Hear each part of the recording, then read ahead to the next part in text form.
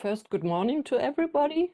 I would like to ask our guest participating as avatar to please take a seat.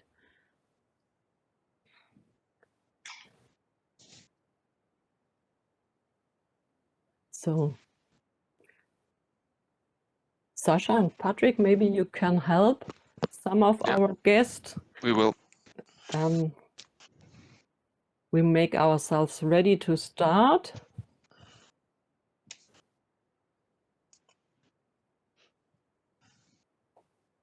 That looks already very good.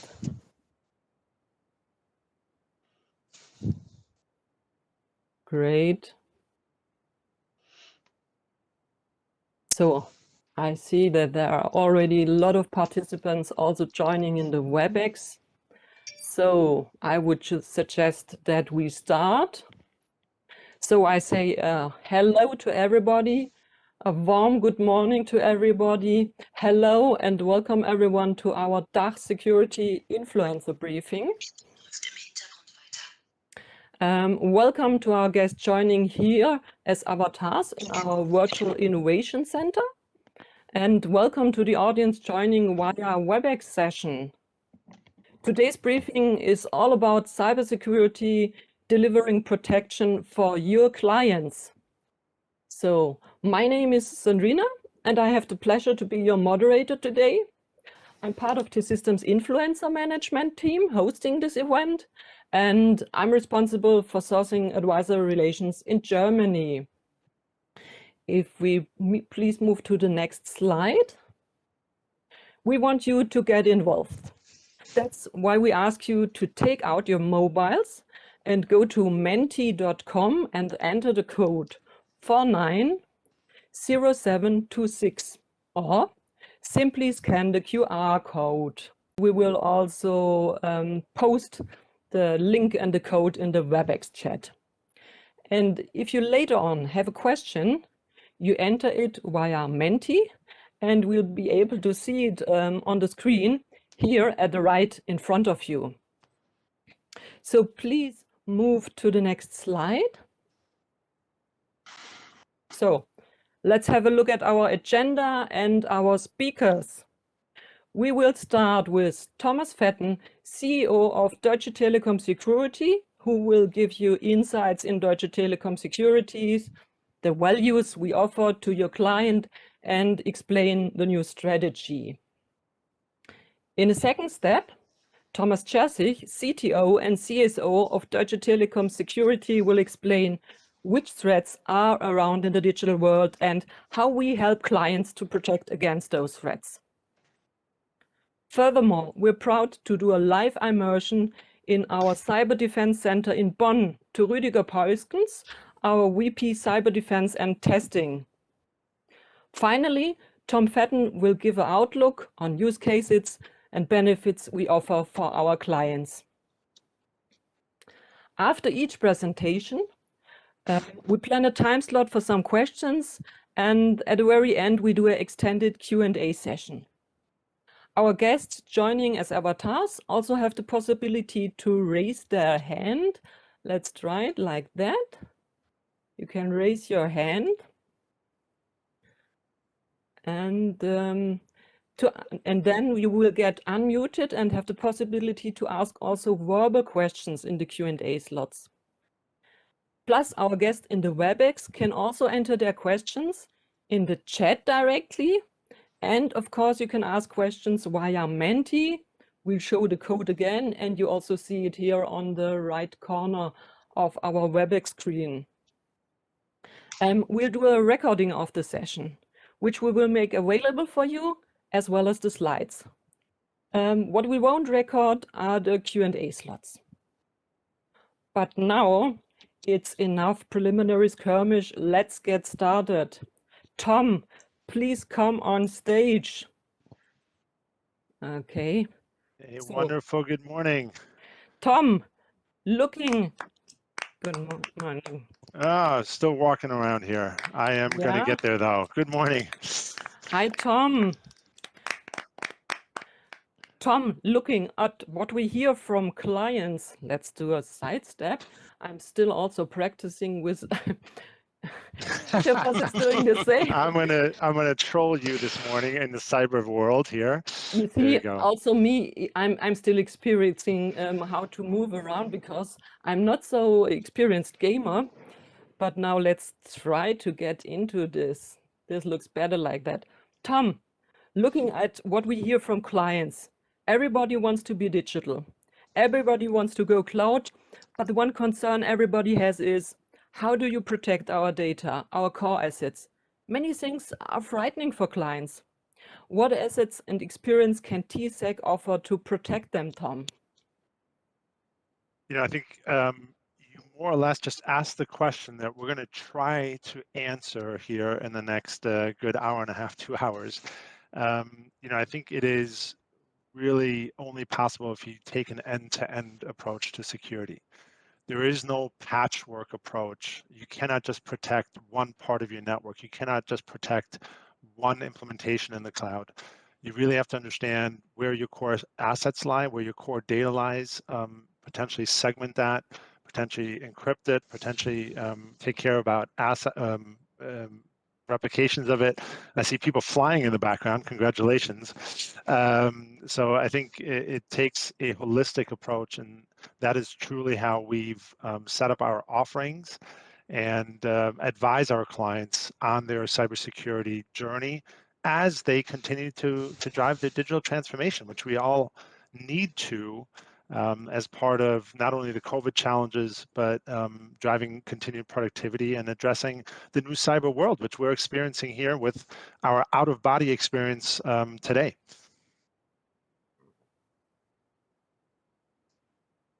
So everybody, a wonderful welcome from my side this morning.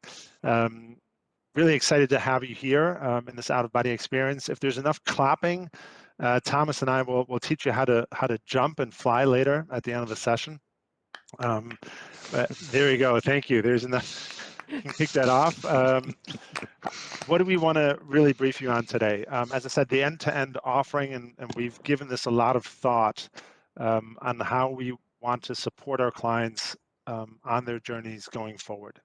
And as you guys know, cybersecurity reinvents itself or needs to reinvent itself probably every 6 months. It's a more agile environment than any other area of IT, at least that I've experienced in my 20 years of IT profession.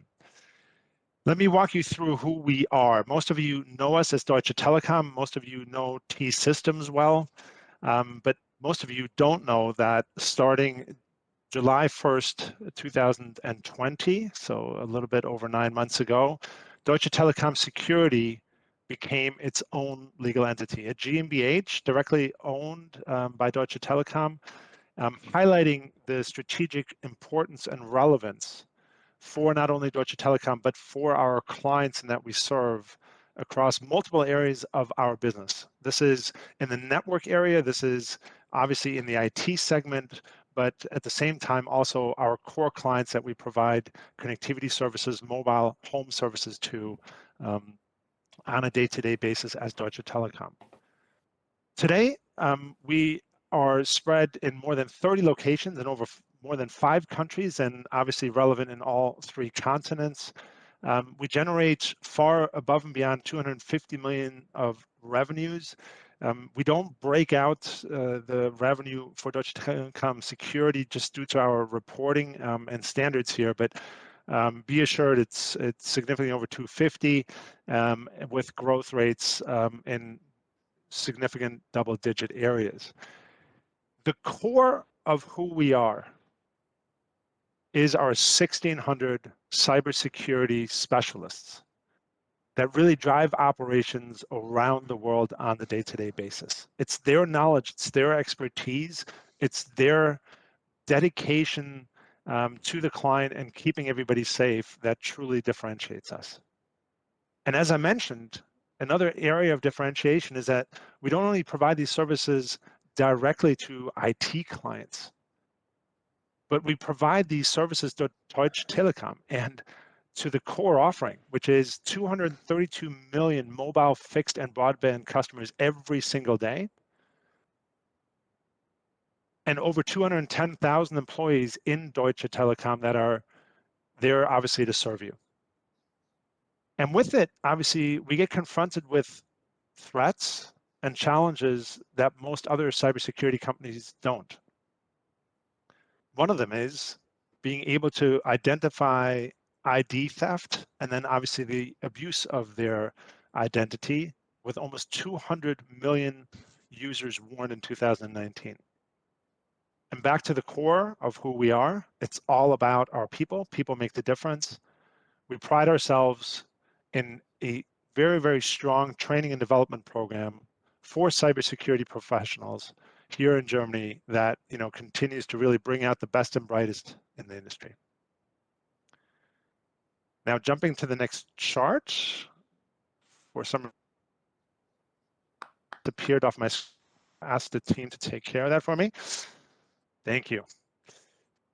So what are we focused on? We are focused on obviously driving the success of our clients. And the success of our clients, which we're experiencing it today, is all around transforming their business into digital environments, integrating supply chains, serving clients directly and consumers directly. The pandemic has shown a tremendous acceleration, not only in how we serve our end clients, but how we interact as colleagues, how we interact between businesses.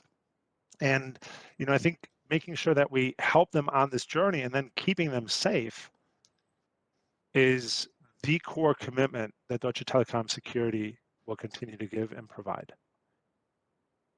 We are the only service provider that has both the IT and telecommunications expertise that allows us to do this, right? And our zero downtime, zero impact commitment in our operations continue to make sure that our services that we provide remain leading edge.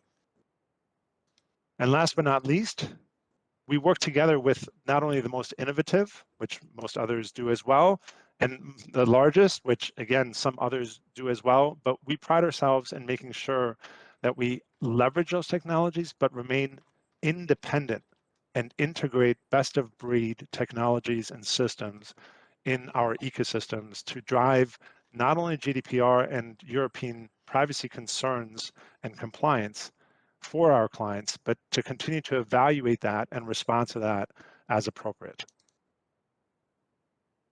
Jumping to the next chart.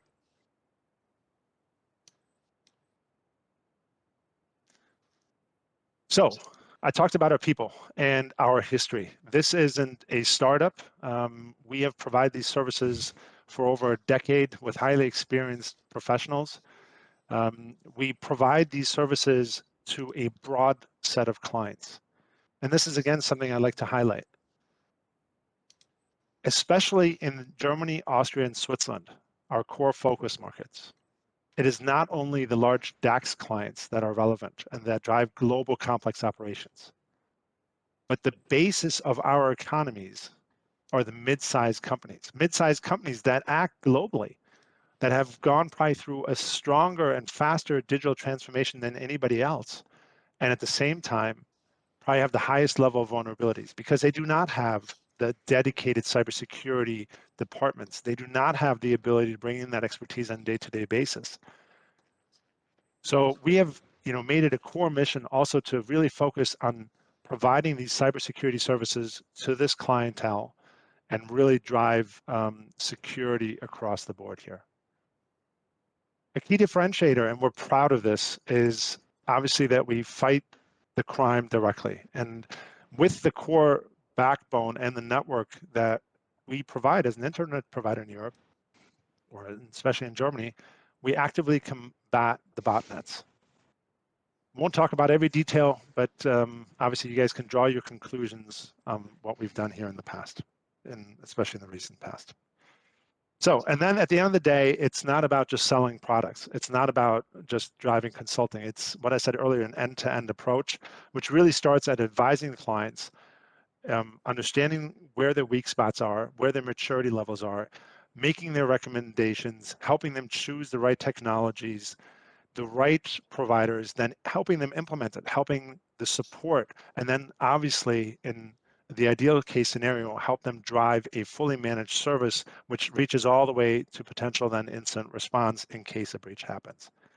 And that really is embedded in our strategy. As I mentioned, there's many global providers, but we believe that European concerns, and especially concerns of the German, Austrian, and Swiss clients, really value a German or a Central European provider for cybersecurity. And we are exactly that. We are the leader in the DACH region, and we will continue to drive very, very strong investments in this area, continue to prove out our commitment, and really serve our clients here, and serve them as they expand globally, but do it from the core of our presence and our branding, which is in DACH. With that core strength, we will continue then our global expansion. That global expansion, though, only makes sense with critical mass. Hence, we've taken a very conscious decision to pursue that 2023 and beyond. We will not lose focus. We will not dilute our value propositions and our services and do this too quickly. We have global operation centers. We already provide services in Asia Pacific, in Singapore. We already provide services in the North American region through Brazil and Mexico, but we will not right now make further significant strategic investments outside of DACH. We will continue to focus here and continue to grow. On our services, most of us already know us for leading edge cyber defense services, network security, and managed services. But as I mentioned earlier, the landscape is evolving. So we will continue to double down and strategically invest into professional services. We believe that the advisory, the trusted partnership with our clients will be core going forward. And although we've already done this, continue to expand and significantly invest in cloud and OT security. All of our clients, through all sizes, small, medium, as well as large enterprises, are obviously moving workloads to the cloud, leveraging SaaS applications. And we believe we are the partner of choice for them to understand how to do this safely. And we want to advise them and really provide incremental services to those that an Amazon and a Google provide. And then last but not least, the convergence of IT and OT. As our clients continue to drive the digital strategy, they are integrating their manufacturing environments, the critical infrastructure, the direct access, and with it, the attack vector is going to continue to grow. And right now, there's too few and many ill-advised clients that really have full protection in this new converged landscape. And we believe, again, here that we need to step up, continue our market leadership in this position, and help our clients remain secure in this digital world. Mittelstand, as I said, we do not just differentiate. We do not just look for the large clients. We believe actually that the Mittelstand is probably the one that benefits most from our clients, from our services. And, I think last but not least, we're all very, very aware of the dynamics in this industry. And we are going to continue to look and continually be open for M&A, joint venture, and other partnerships. And you'll see some announcements in the coming weeks in some of the areas that I just mentioned, so that we can continue to work hand in hand with OT providers, with also cloud providers, to really drive integrated value propositions. Now, how does this all come to fruition? What is our core offering really bundled around? And hence, we decided to keep it straightforward and very simple. You are all, I'm sure, in this room, very aware of the NIST framework. So we stuck to that. We believe you really have to go in early and really advise a client, understand their weaknesses, understand their maturity levels, identify areas that need to be strengthened, advise them on it, start the implementation, help them protect themselves. Go into then a detection mode. We all understand that while the best mechanisms can be implemented, you permanently have to evaluate whether a breach happens. You have to monitor for anomalies. And we are there, and you'll see this later in our SOC presentations, at the forefront and one of the best providers here to do that. But even with the best detection, you will never, be able to, against nation states, ensure that a breach does not happen. And hence, we also have extensively invested in the area of response services, incident response, forensics, et cetera, but also continue to focus on then ensuring that our clients can focus on getting back to their core business. So recovering their operations, making sure that they can continue to drive revenue and serve their clients. And we did that around 6 core areas, again, industry standard, starting from the core infrastructure. Now that core infrastructure has changed. It hasn't just moved from a fixed network, but it's also moved from a fixed infrastructure that usually, well, 20 years ago at least, was in the basements of most of our clients, then moved to e-business hosting, now has moved into a public and hybrid cloud model. Workplace security. With Corona and the move into home office, endpoints are now in the homes. The connectivity is into the homes. Today on my desk, I'm counting 5 different endpoints that I'm leveraging, multiple phones, tablets, PCs. All of these need to be protected. Identity security. It is about protecting and ensuring that the right people have access to the right data, but that we understand who's accessing it, understand the context in which they're accessing it, and making sure that anomalies are immediately taken care of. So that in the area of data security, after classifying the relevant data which needs to be protected, our core assets, our end client data, we then understand where that should be hosted, how that should be protected, and how that should be monitored. And really ensuring that also, as we continue to move applications into the cloud and go into more agile development, we understand the weaknesses of the applications and our software assets. And then last but not least, as I said, we are continuing to see industrial and the OT side, but also in the IoT and the connected devices world, a convergence that will significantly increase the attack vector. And unless we take that into consideration, all of the measures leveraged above mean nothing, as we will give entrance and entry into our environments through these weak areas.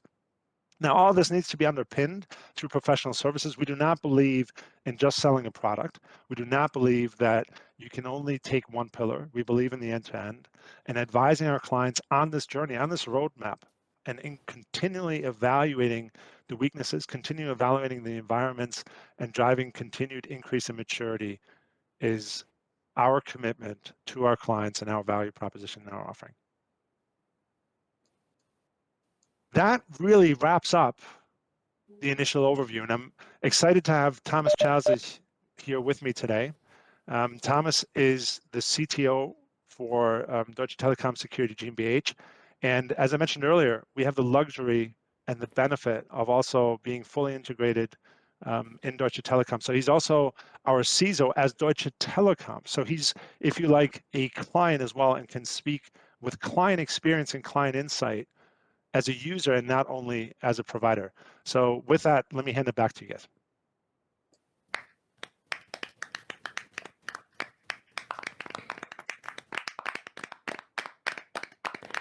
So, thanks, Tom, for explaining your strategy and showing how we can help driving digitization forward with security and reduce risks to a minimum. So now let's have a look at the questions which came in for you. You're welcome to come to me back again, Tom. Yeah. So first question. Moving back up, there we go.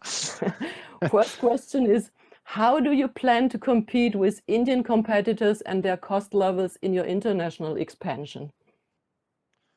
Look, phenomenal question. I think multiple ways to consider this. Number one, I'm of the firm belief that cybersecurity is built on trust and is built on intimacy with your clients and understanding their business models.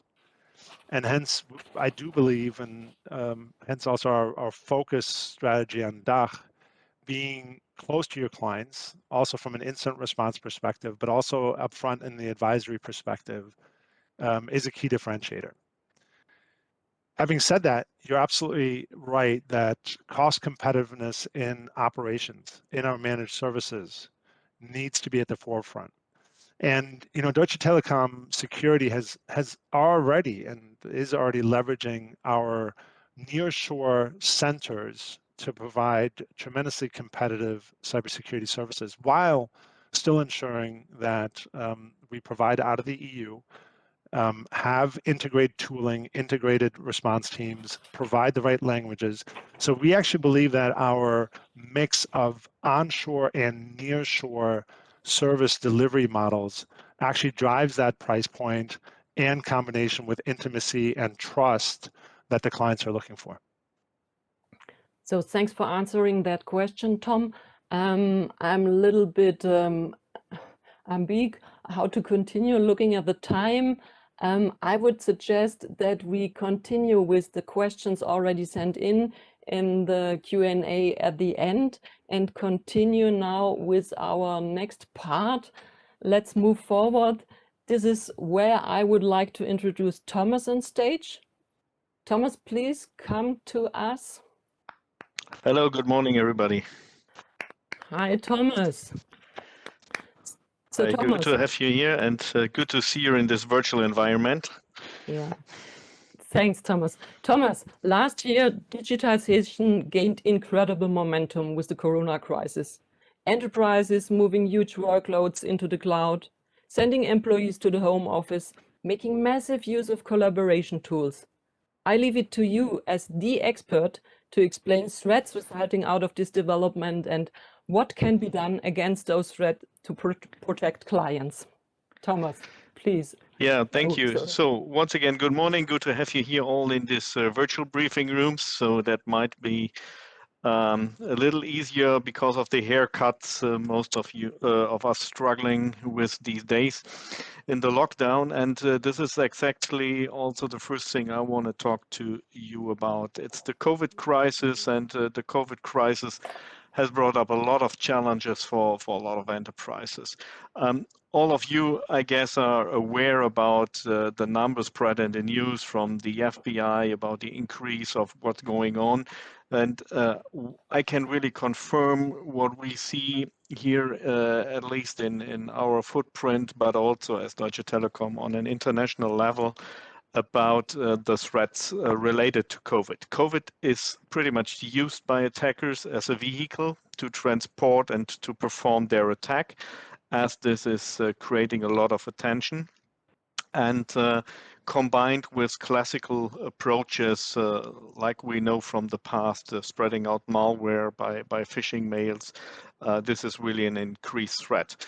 Not just because of the malware itself, but also because a lot of enterprises shifting their operations these days into home offices. And in the first phase of the pandemic, they were not even able to use secure connections. So most of them, or a lot of them, and small and medium enterprises, use just plain text internet connectivity as they were not prepared to run a different environment with secure connectivity. Having that said, this is an overview about the main threats vectors we see these days. I already mentioned the phishing. The reason and the root cause behind is still an old one. It's so old as the IT is. It's unpatched systems. The biggest threat, and at the same time, the toughest thing to fix is to patch all of the infrastructure systems properly. And we see in most of the cases, and where we also support our clients with forensic capabilities and incident management, that the attacker is really able to use the front door, as they don't have to use the back door, as a lot of these patches are missing. So there's still the myth outside in the world that people thinking, or people are afraid of getting outages and disruptions in their operations because of failure in update procedures. But the opposite is the case, as we clearly see.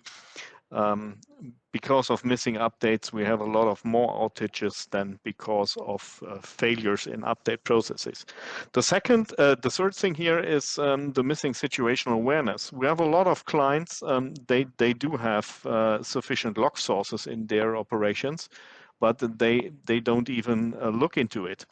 So therefore, we see in many cases that our attackers could be detected in the early stage of an attack, but once they develop and once they do lateral movement, they also find ways around these mechanisms to switch them off, to switch antivirus and anti-malware solutions off, and then they're going dark.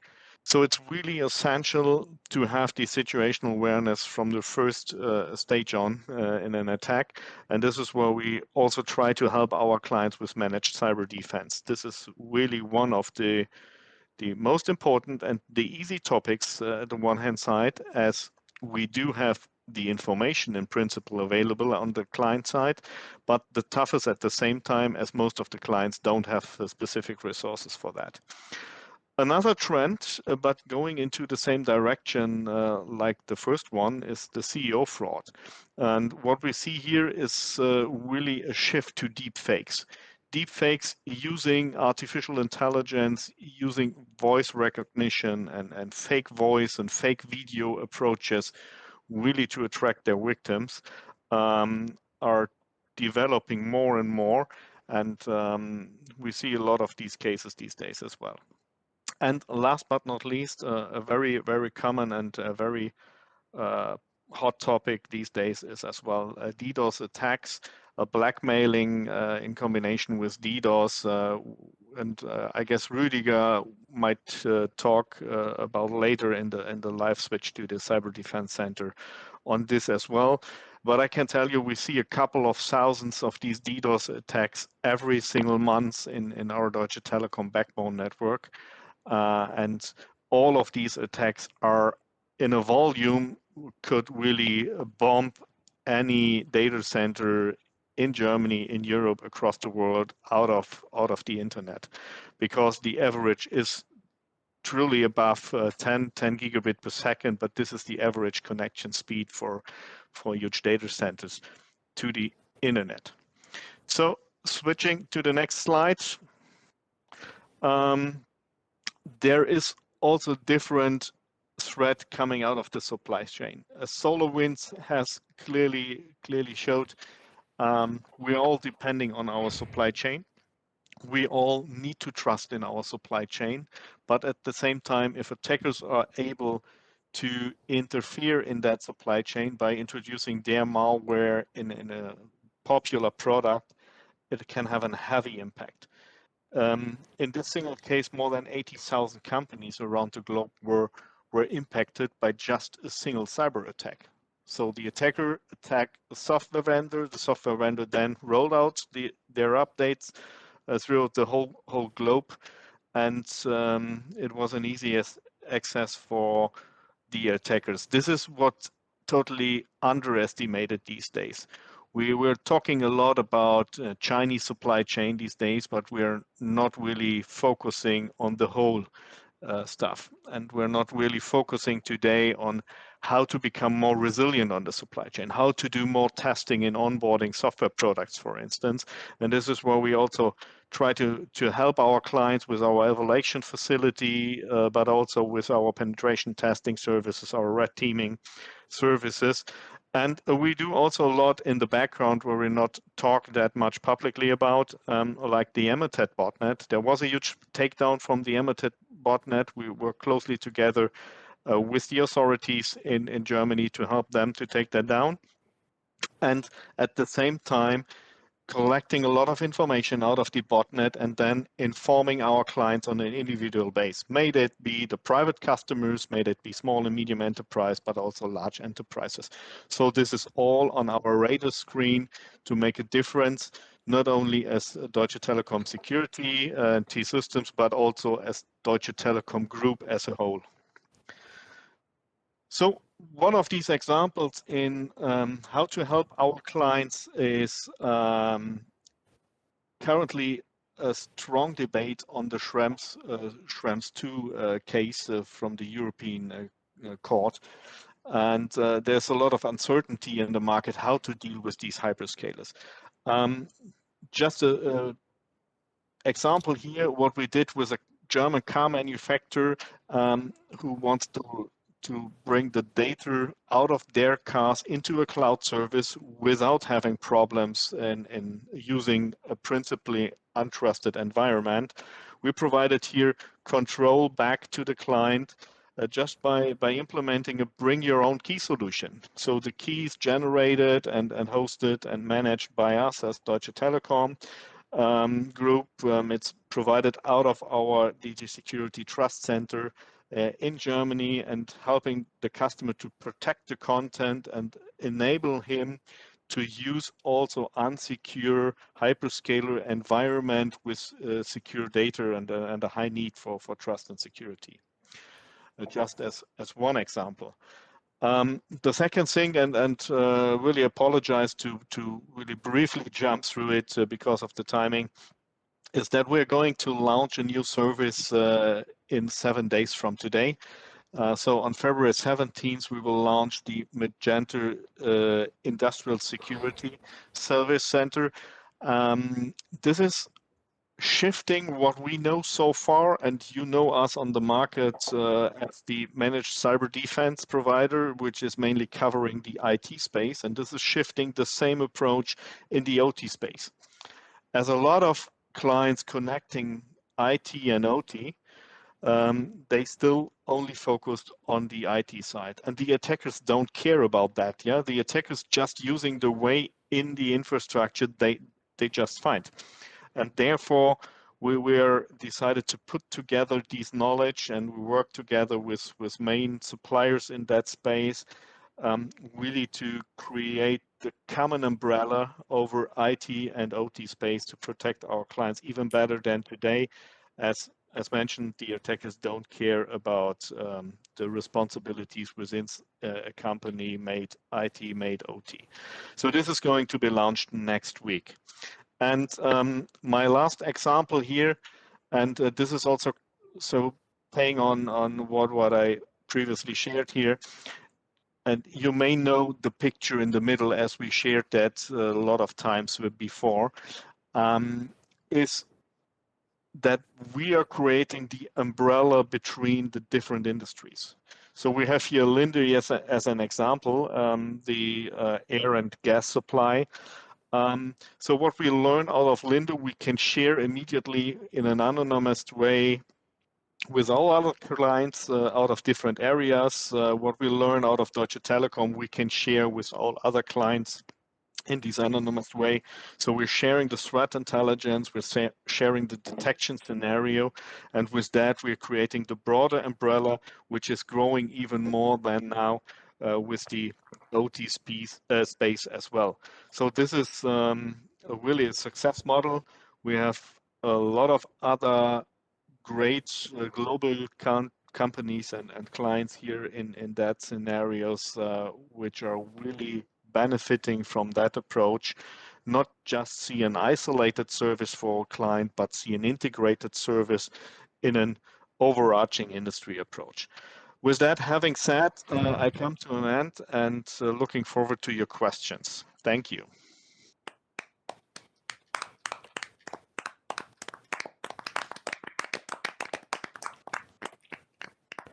So, thank you, Thomas. That was quite impressive and scary. Good to have learned some possibilities how customers can be protected against those threats. And we've got already a first question for you.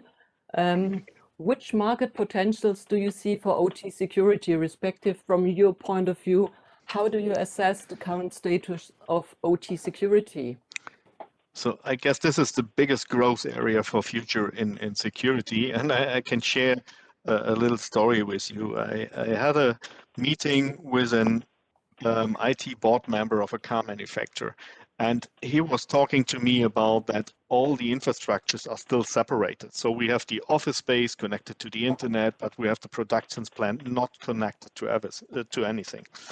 And then I asked him later in that meeting, by the way, do you have access to your production site and you can see what's going on there in real time? And he really started talking about, yeah, I do have online dashboards. I can see each and every robot in my production line and how this is performing. Say, oh, that's magic, without having a connections between those two worlds. And he immediately stop and start thinking about, okay, we need to do something here. And this is mainly the story when you talk to clients. Yeah? The situational awareness that you already connected those two worlds is not fully there yet. Therefore, I do expect the biggest growth area here. And what we do see these days is the first attacks really hitting those environments. So I expect a much bigger growth here than in the classical cyber arena, so to say. Okay, thank you for your assessment, Thomas. We have another generic but quite interesting question to you. What are your specific strengths, T-Systems? So that's a good one, and it's also an easy one. Compared to other security suppliers, our strength is that we're part of a huge telco. We have easier access to the core infrastructures than anybody else here in the market. So, and remembering the topic I've talked about in the threat landscape, the DDoS. DDoS attacks can be stopped on-prem for sure, but still you have a problem that your access line is being flooded by these attacks. You can protect the infrastructure behind, but the access line is being flooded. As a network operator, you can immediately block that within the backbone. So that's a strength nobody else has on the market, if not at the same time an upstream provider. We do have access to the DNS infrastructure of Deutsche Telekom, which is mainly the European backbone, as we're, as Deutsche Telekom Group, one of the tier 1 providers out of 12 on global scale. And we have a lot of data which is informing us earlier about upcoming threats than anybody else. So we can see in that DNS, passive DNS infrastructure, in a, by the way, anonymized way, the first time when a CNC server from a botnet, from a new botnet, is being approached, just by seeing there is somebody, and we don't care about who is performing that request because of privacy reason, but we can see there is somebody performing a request to a CNC server, which is already known and not being used so far in Germany. And then we can immediately take actions in the threat intelligence and think about using these services when a customer is allowing us to do the recognition here and to perform the analysis on his data, and then we can inform him immediately much better than anybody else. So this is the biggest strength, being part of such a big group with T-Systems and with Deutsche Telekom. And the T-Systems part, for sure, we do have this data center operations for global clients, which is strange as well. Okay, thanks, Thomas, for that response. If we are quick, I'd like to take one more questions before we go to our next agenda point. Maybe you can give a quick answer. Also, this might be difficult. Question is, what might be an effective response to more AI-enabled deepfake attacks that become massively spread via massive social media platforms? And when will these platforms finally be made accountable? Can you answer that one quick? I know that's challenging. That's tough to answer quick, but I believe the answer is in the technology itself. So the response on AI attack is in an AI response. So we need to integrate AI-based solution in those kind of social media as well to respond on those attacks. That was really quick. So this gives us place, and I hope we're ready to share with you the next exciting experience. Colleagues, if you prepare for the next one, I am happy to invite you to have a closer look in Europe's biggest cyber defense center in Bonn. I hope Rüdiger is ready now to show us around in the CDC. Rüdiger, please show us around. It's your turn. Yes, thank you. Thanks for the introduction and a very warm welcome from the Security Operations Center in Bonn. So this gives you an impression of what the room looks like. This is the heart of our managed cyber defense services, actually. So this is where we follow up on the security incidents that we see in our infrastructure or in customers' infrastructure. This is where the security analysts 24/7 work on the information that we're gathering to detect attacks that are coming in early on. So currently, there's only 2 colleagues here. That is due to the pandemic, of course, because we want to avoid getting infections into the team, because we have to provide this service and we want to keep this up. Just to give you an impression of what we see here in the room, so the wall behind me, that gives us dashboards that show the general security situation that we currently have, and I'll give you some more details on what we can analyze and what we can look at to derive early information on security threats so that we can start immediate reaction, because this is what we're here for. Thomas already mentioned this. One of the important points is resilience. We cannot avoid attackers trying to get into our infrastructure and trying to infiltrate us. But what we can do is to detect this early on and then to be very effective in reacting on it. And this is what the team here is for. The team itself, we're 20 colleagues here in Bonn that work on this subject. And this is one of the capabilities concentrating on monitoring, looking at alarms, validating the alarms, and then starting the appropriate action. And this is how we can actually help customers so that infiltration does not lead to severe harm, but that we can fight it immediately once somebody tries to, well, take the first step into the house, so we can fight them there. Maybe to give you more impressions on what we can really look at, because this is what the dashboards show here, apart from the individual alarms. So every individual incident, this is what the colleagues will have on their screens and work on. We have so-called runbooks. So like if a specific alarm comes in, we know what to check and how to react on it and what reactions to trigger, either by bringing in our colleagues that support this incident or informing the customer side if they have this capability by themselves, because it's a modular thing that we can do: detection, validation, response, and whatever is the need the customer has, we can supply them with this capability in this value chain, so to say.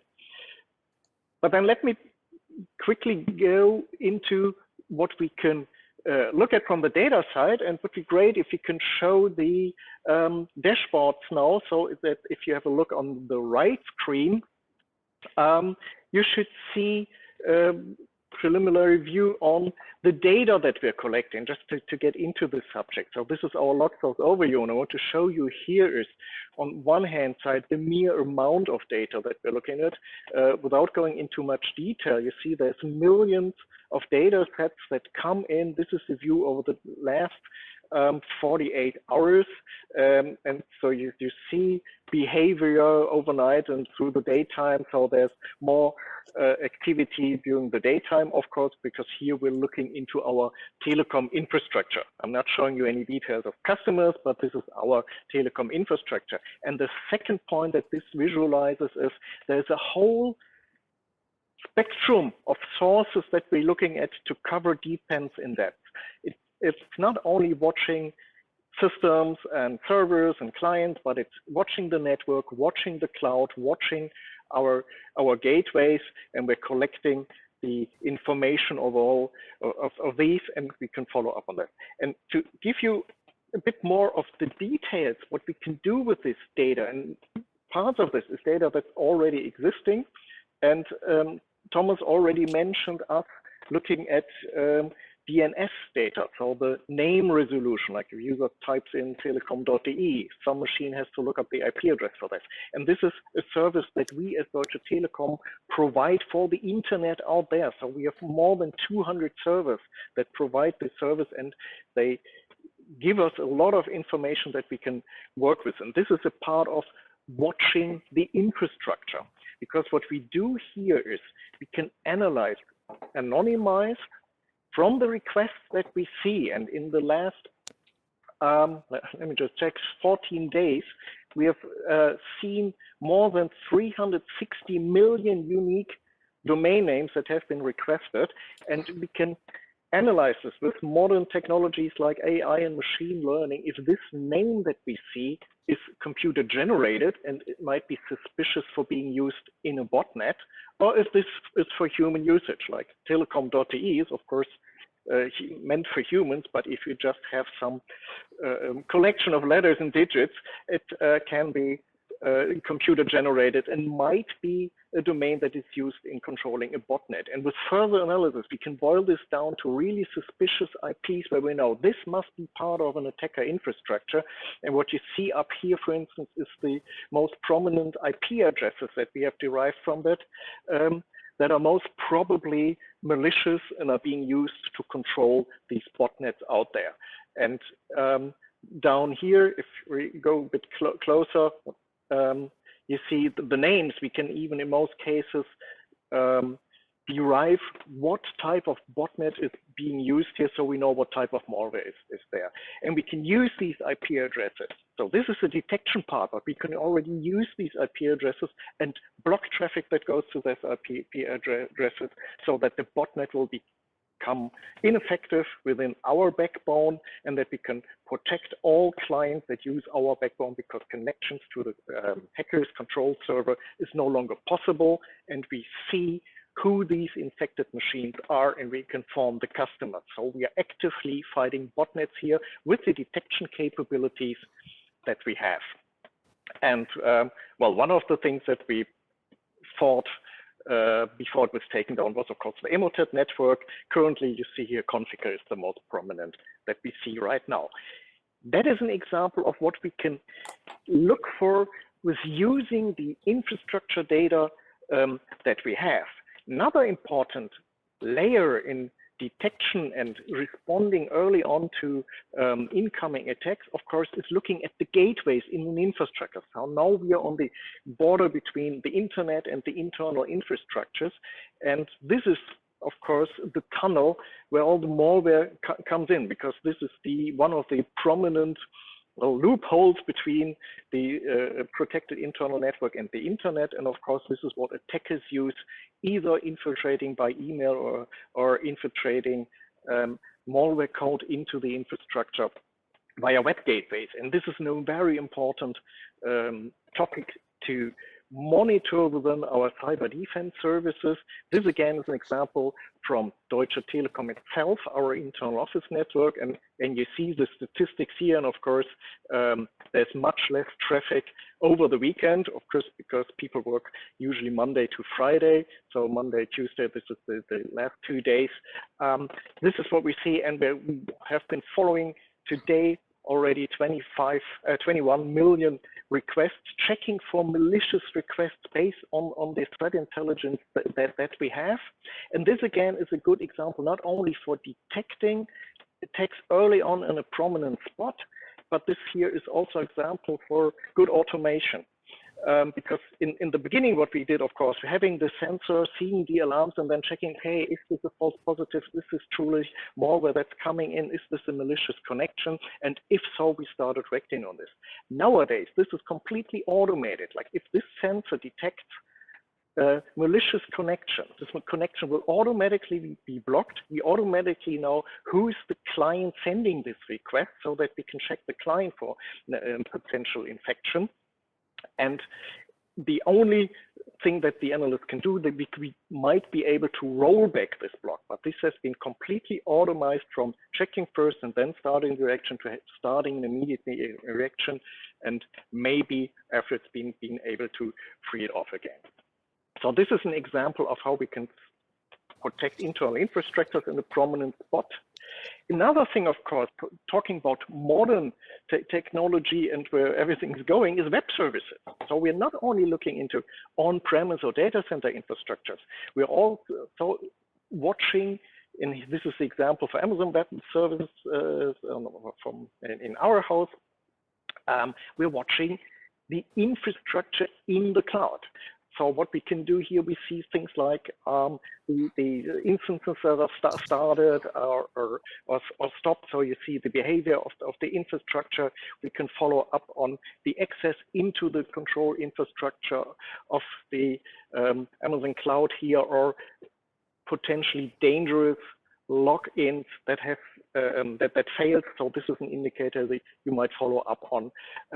So this is transferring the idea of monitoring your infrastructure into the cloud, because the cloud itself is an infrastructure and you have to watch that as well. And we are able to do this. We have connectors into the cloud services, taking the data that is available there and using it for security analysis. But not only watching the cloud infrastructure, but of course there's applications running it. That's, so to say, the next level that we're following up on. And a very nice example for us is the Corona Warn app. You might know that Deutsche Telekom and SAP designed the German Corona Warn app. And of course, there's some security implications with that as well. We need to make sure that it's not being attacked. So we are also watching the Corona Warn app, especially on a application level. So what we do here, for instance, is we following up on what are the transaction numbers being generated, what are the use of logins, especially if they fail. Do we see suspicious behavior here that we can react on? We can see the submissions of reports and the QR code. So once you're being tested, you receive a QR code to register via the app.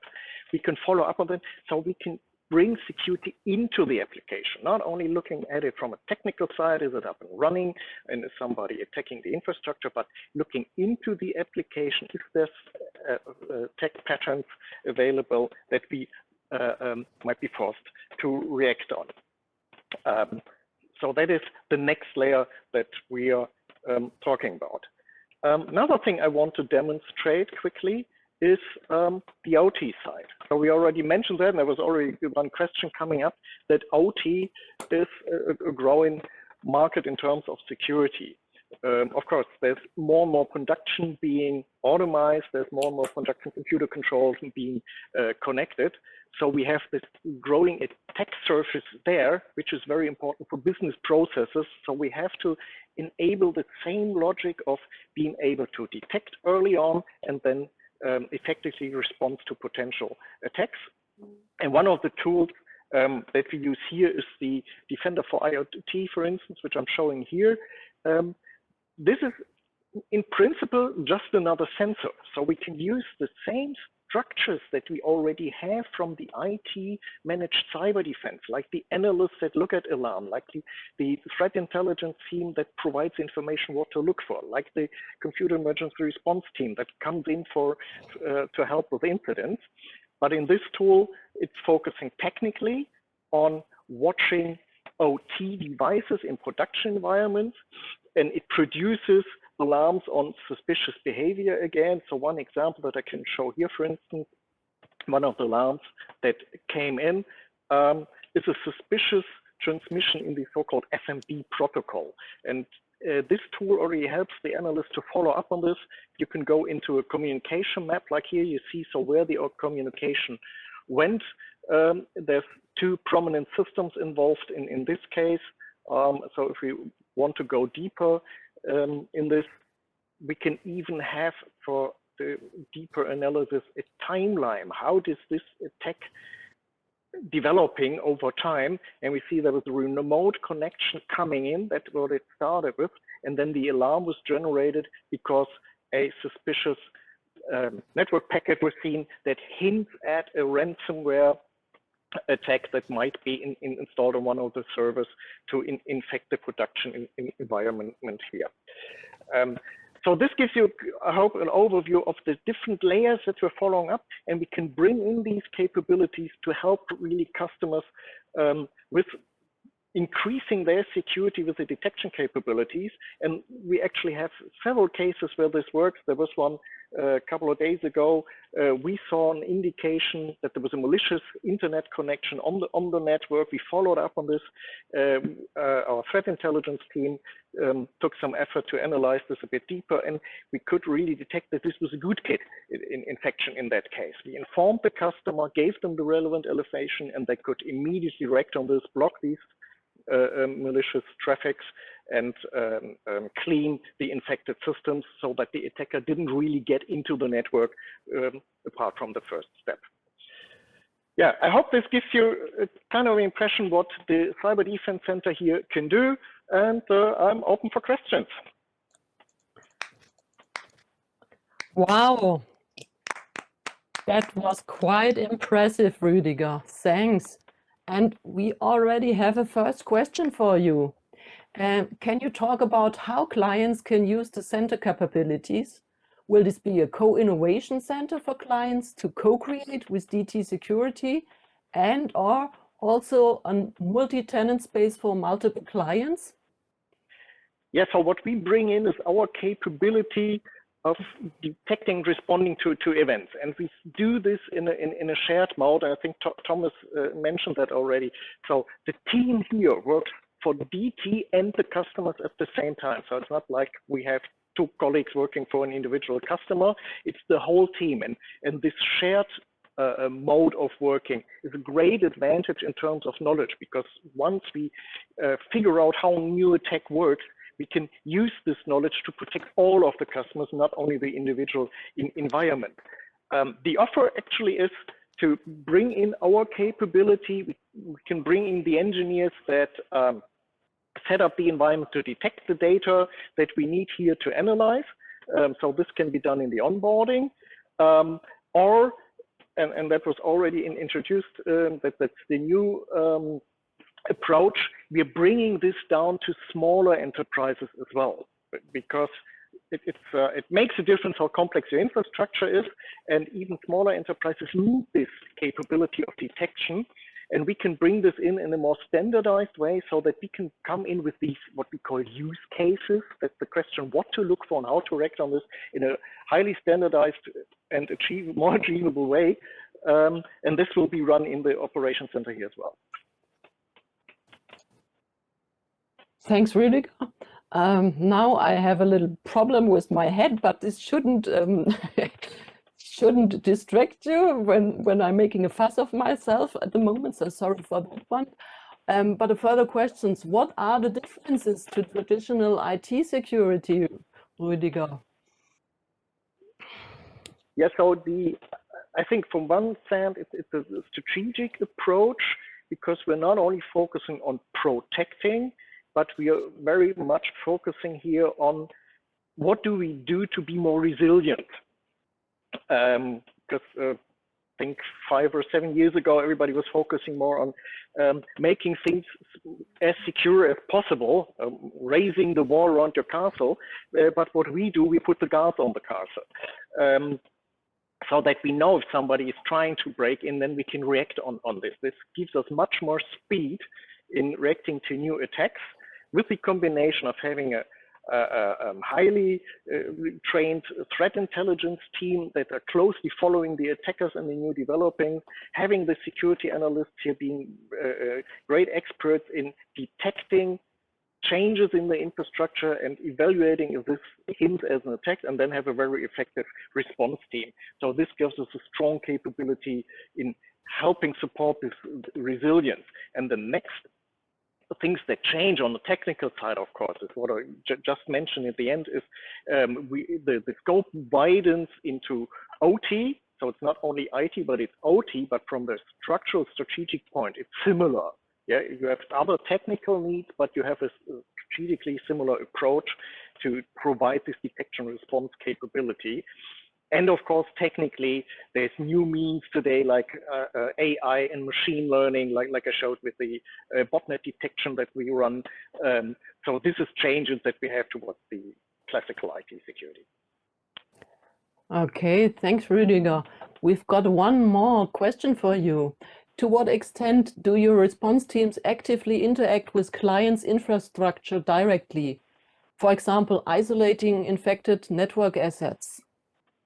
That depends actually on the setup with the individual client. Usually the role here is focusing on detecting and evaluating and then starting a process. What this process contains in particular, that's part of the onboarding with the customer.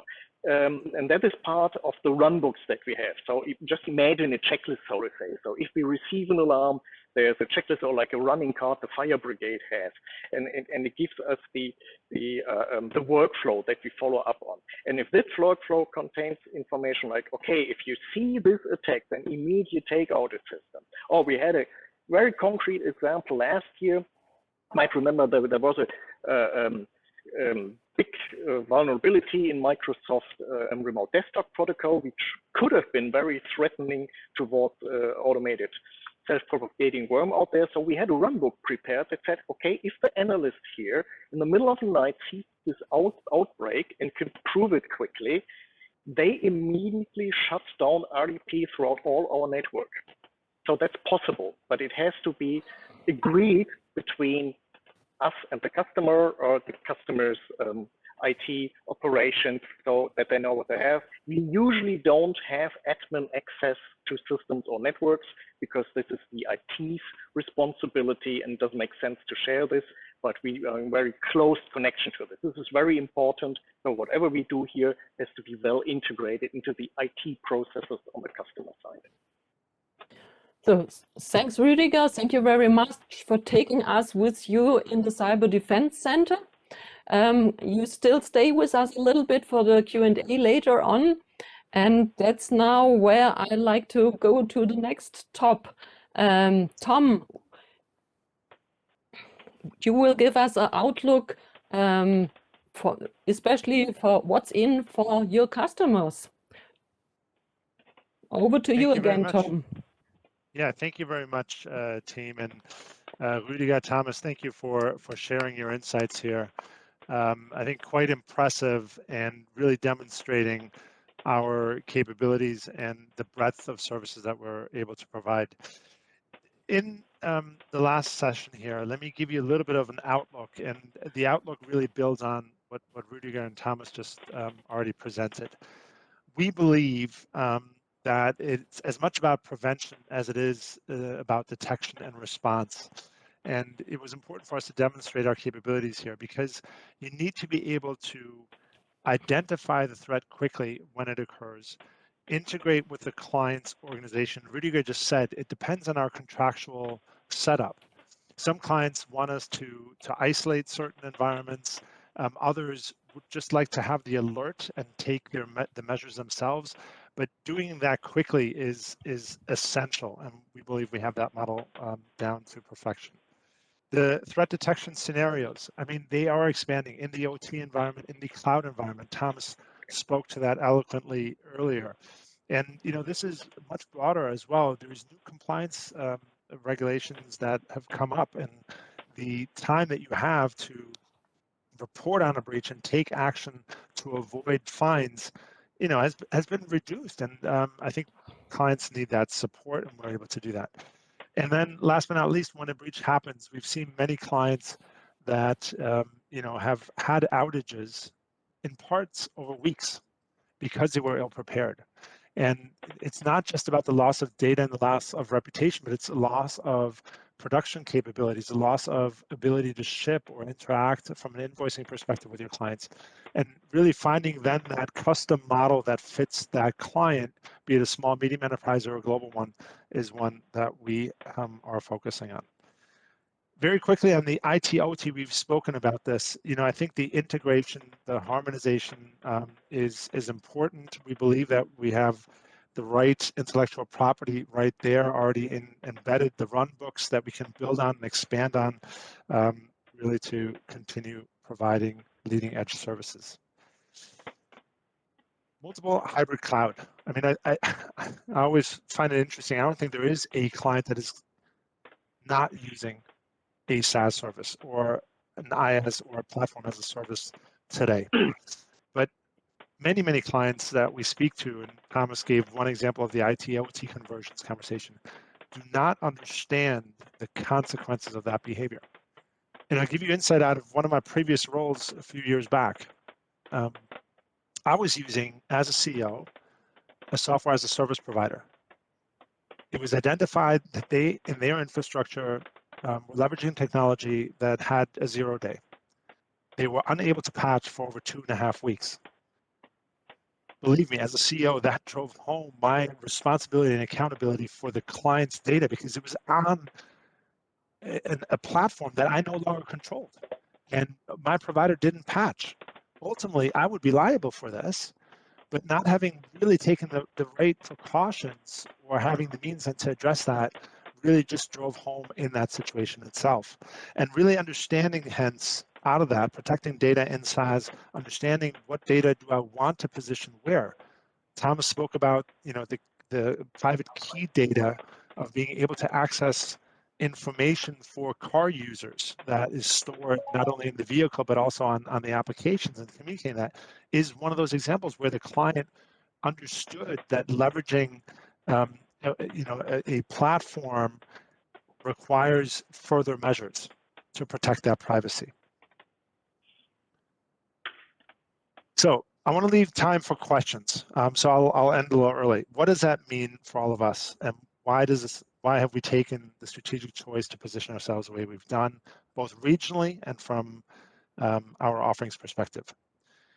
We believe the perimeter is gone. Hence, it's not about just configuring your firewall and spending more time on the fortress. The perimeter is gone because the data is in the cloud. Your employees are working remotely, and the environment has scaled with IT/OT conversions and will continue to do so with IoT. The supply chain is integrated. Not only the software that you procure and leverage and the updates that are running in the background, the example with SolarWinds was discussed earlier, but more importantly, if you look at the breaches in North America with one of the large retail chains now almost 5 years ago, the breach occurred through the portal server for the suppliers that you engage with. So something where we believed was not really a target. It's always the weakest link. And the more the supply chains are digitally integrated, the broader the attack vector is, and the potential for a breach there is going to be given. And last but not least, I think everything will be accelerated now in the digital environment. I mean, look at us here today. Through the pandemic, we are now here with our avatars. We are experiencing an out-of-body experience, but being able to interact as though we were in the same room. And I think this will continue throughout society, not only in the business environment, but in education, in healthcare, in critical infrastructure, and in our personal lives. And with it, we have to protect end to end. We have to understand how our employees act, because they're using devices for personal and business at the same time, and are spread really in an environment that can no longer be protected behind a firewall of the corporate network. So with that, let me open up for questions. And before I do that, I promised if you clap loud enough, I would share with you how you guys can jump up later in the room and fly around.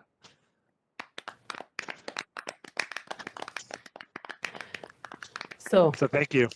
So the little hint is a space bar. I'm not sure I'm allowed to share that, but if you hit the space bar, you will fly up. But the problem is if you do it too long, you will no longer land. You will continue flying up there. Now you got to press the C button to come back down. So enjoy that later on, but maybe let's jump to questions first. I apologize. Yeah. Thanks, Tom, for that wrap up. Before we continue with the further questions, I'd like to move forward to one more slide, and I'd like to do two other things. We ask you as audience to do a quick survey with just 5 questions. So if you can please show the screen, I would ask you to scan the QR code or enter on menti.com the code 9713323. We will also post it in the Webex chat if you don't have it. This will help us to learn and improve for the next time. So please do those quick questions for us. Thank you. Furthermore, I'd like to inform you about some upcoming events, especially targeted for you as influencers. On March 24th, we do a further event here in our Virtual Innovation Center, this time on public cloud. We want to show you how we enhance business value with our public cloud first strategy, generating customer value with cloud built around you. For example, with a vendor-independent, cloud-agnostic approach, to ensure impartiality and best fit every time for the customer, but still having all hyperscalers like AWS, Microsoft, and GCP, you name it, under one roof. And this was the speciality that the contracts with the hyperscalers are based on German and European law. And in the session, we will also introduce you to T-Systems cloud migration framework for a holistic modernization of customers' IT landscapes. What else? On May 4th, Bernie Wagner will do his traditional Sales Germany advisor event, also in a digital mode. He will give you a big picture on T-Systems and T-Systems' overall strategy, which we are currently evolving. And that combined with an exciting customer presentation.